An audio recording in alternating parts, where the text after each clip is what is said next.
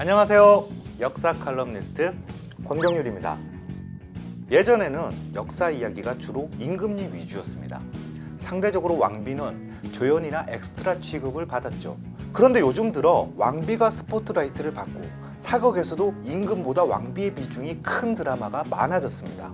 한국사에서 왕비는 본인 의지와 무관하게 혈통에 따라 정해지는 경우가 많았는데요. 그래서 오늘은 국가대표 왕비 혈통 베스트 3를 뽑아보겠습니다. 우리나라의 유서 깊은 명문가는 물론이고 인도에서 몽골까지 세계 각지에서 온 왕비들이 재미를 더합니다. 과연 어떤 가문에서 왕비를 가장 많이 배출했을까요? 우리 집안도 손위권 안에 있을까요? 지금부터 왕비님들을 뵈러 가시죠.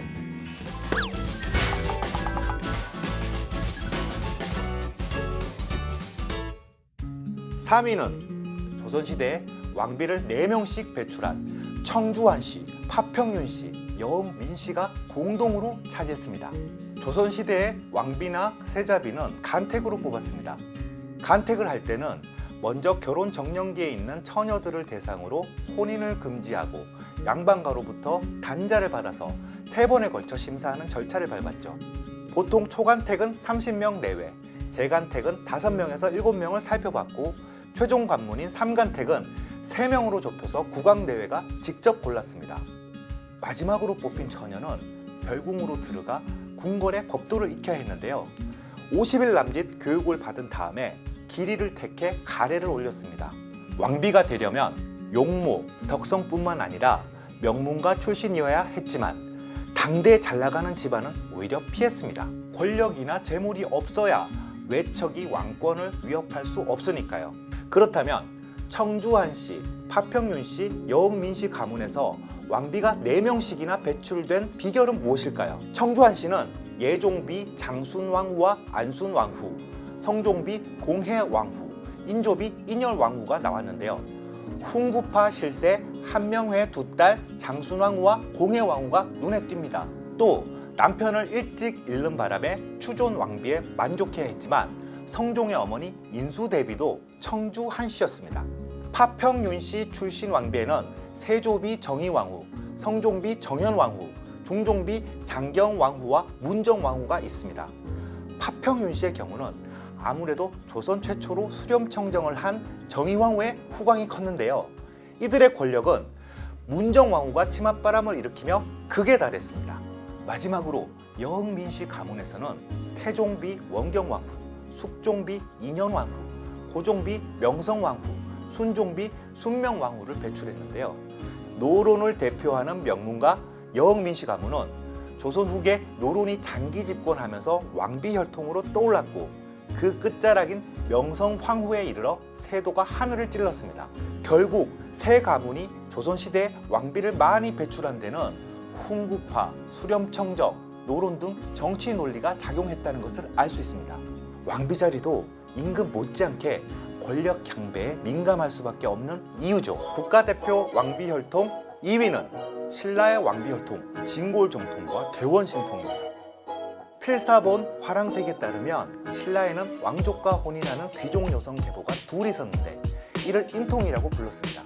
인통은 어머니에서 딸로, 즉 모계 혈통으로 이어졌는데요. 진골정통은 3세기에 옥모 부인을 시조로 삼았습니다. 이추왕은 옥모의 인통이 아니면 왕비로 삼지 말라고 했는데요. 실제로 옥모 부인의 핏줄인 아이해, 광명, 안호, 선해, 보도 등이 대를 이어 신라왕들과 혼인하였습니다. 대원신통은 5세기 신라의 미녀 보미로 거슬러 올라갑니다.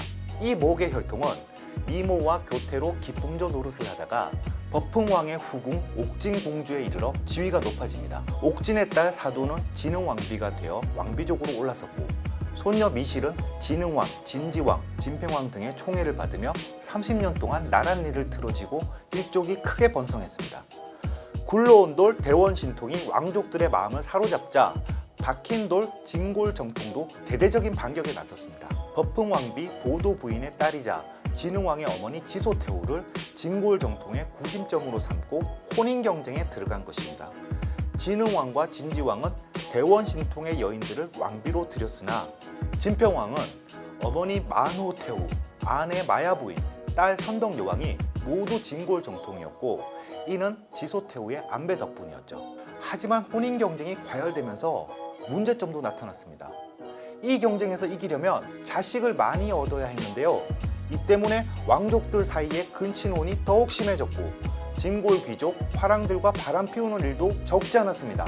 그렇다면 신라를 이끌어 나간 남성 지배층은 어째서 이들 진골 정통 대원 신통과의 혼인을 열망했을까요? 신라에서 지배자가 되려면 왕비 혈통을 아내로 삼아야 했습니다. 진골 정통이나 대원 신통을 배우자로 얻어야 왕이 계승권을 얻었고 나랏일을 볼 때도 왕비 혈통 친인척들에게 기대야 편안했습니다. 이처럼 신라의 왕비 혈통, 즉 인통은 자유로운 성풍속도와 함께 여성의 정치적인 저력을 보여줍니다. 신라에서 한국사 최초의 여왕 선덕 여왕이 등장한 것도 결코 우연이라고 볼 수 없죠. 국가대표 왕비혈통 베스트 3 1위는 고려 왕비를 무려 10명이나 배출한 인천 이씨가 차지했습니다. 인천 이씨 가문의 시조가 무려 가야 수로왕의 왕비 허황우라는 거 알고 계십니까? 허황우의 본명은 허황옥이며 본래 아유타국의 공주였다고 합니다. 아유타국의 위치는 인도 아요디아 지방이라는 설이 가장 유력합니다. 김해 수로왕릉 정문 대들보에 새겨진 두 마리의 물고기가 인도 아요디아 지방의 옛 건축 문양과 똑같기 때문입니다. 허황우는 서기 48년에 배 타고 가야에 와서 수로왕비가 되었습니다. 그녀는 아들 10명을 낳았는데 장자인 거등이 김해 김씨로 왕위를 계승했고 2명은 어머니의 성인 허씨를 물려받았죠. 그렇게 해서 김해 허씨가 탄생했는데요. 그렇다면 김해 허씨는 어쩌다가 인천이씨가 되었을까요? 서기 755년 허황우의 후손인 아찬 허기가 신라 사신이 되어 당나라의 수도 장안에 갔습니다. 이해 중국에서는 알록살의 난이 터졌는데 허기는 당나라 황제 현종을 호위해 촉지방으로 몸을 피했습니다. 난이 평정되자 현종은 황제의 성인 이씨를 그에게 내렸습니다. 신라로 돌아온 이허기는 큰 상을 받고 인천 이씨의 시조가 되었죠. 인천 이씨가 고려 왕실과 인연을 맺은 계기는 중시조 이허겸의 외손녀 3명이 현종의 왕비로 들어간 것입니다. 이허겸의 손자 이자연은 딸 셋을 문종의 왕비로 출가시키고 문종이 선왕 정종의 아들들을 제치고 즉위하도록 도왔습니다. 덕분에 임금의 장인이 되었고 문화시중으로서 조정을 장악했죠. 보통 외척이 권력을 잡으면 사고를 치는데 이자연은 어땠을까요? 그는 최충과 함께 문종의 치세를 떠받친 나라의 기둥이었습니다. 고려사 이자연전을 보면 관리의 기강을 엄격히 잡아나가면서 백성의 고단함과 억울함을 덜어주기 위해 백방으로 노력했답니다. 하지만 그의 손자 이자겸은 할아버지와 달랐습니다. 이자겸은 딸을 예종에게 시집 보내면서 두각을 나타냈는데요. 예종이 죽자 14살의 인종, 즉 외손자를 즉위시켰습니다. 이어서 반기를 든 왕족과 귀족들을 숙청하고 독재 체제를 구축했죠. 또 권력을 다지기 위해 남은 딸들을 인종의 왕비로 들여보냈는데요. 인종 입장에서는 자신의 이모들과 결혼한 셈이죠. 이 일로 이자겸은 거센 비판에 부딪혔지만 아랑곳하지 않고 무소불위의 권력을 휘두르며 부정축제를 벌였습니다. 참다 못한 인종이 그를 제거하려 했지만 측근들만 몽땅 잃고 말았죠. 그러나 이자겸의 권세도 영원할 수는 없었습니다. 오만이 지나쳐 반란을 일으키려다 실패했거든요.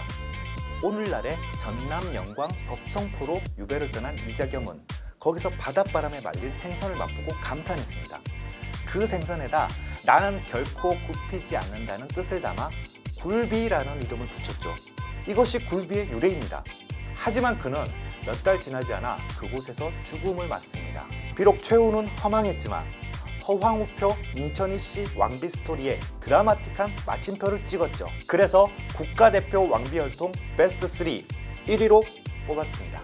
순위 밖으로는 몽골 간섭기에 고려 왕들을 쥐락펴락했던 징기스칸 가문의 원나라 공주님들을 빼놓을 수 없습니다. 이 공주님들은 친정을 믿고 미세를 부렸는데요. 이 때문에 왕들의 체면이 말이 아니었습니다. 충렬왕은 쿠빌라이의 친딸 홀도로 게리미실과 혼인했는데 아내에게 지팡이로 두들겨 맞으면서 눈치를 봐야 했습니다. 충선왕은 도탑 실련 공주와 불화를 빚는 바람에 왕위에서 쫓겨났다가 우여곡절 끝에 복귀할 수 있었습니다. 충수광은 부부싸움 끝에 왕비 영년 진팔라가 죽자 원나라로부터 조사받는 곤욕을 치러야 했으며, 충예왕은 충수광의 후비 백안홀도를 폭행했다가 매맞으면서 중국으로 끌려가 목숨을 잃었습니다. 고려 25대 충렬왕부터 31대 공민왕까지 약 100년간 이 땅으로 시집온 징기스칸 가문의 원나라 공주님들은 남편보다 큰 권력을 행사하거나 아들 대신 섭정을 하기도 했습니다. 하지만 그것을 그저 치욕으로만 치부할 수는 없었는데요. 원나라의 사위국이라는 우산 아래에서 고려는 외침이나 정변으로부터 안전할 수 있었기 때문입니다.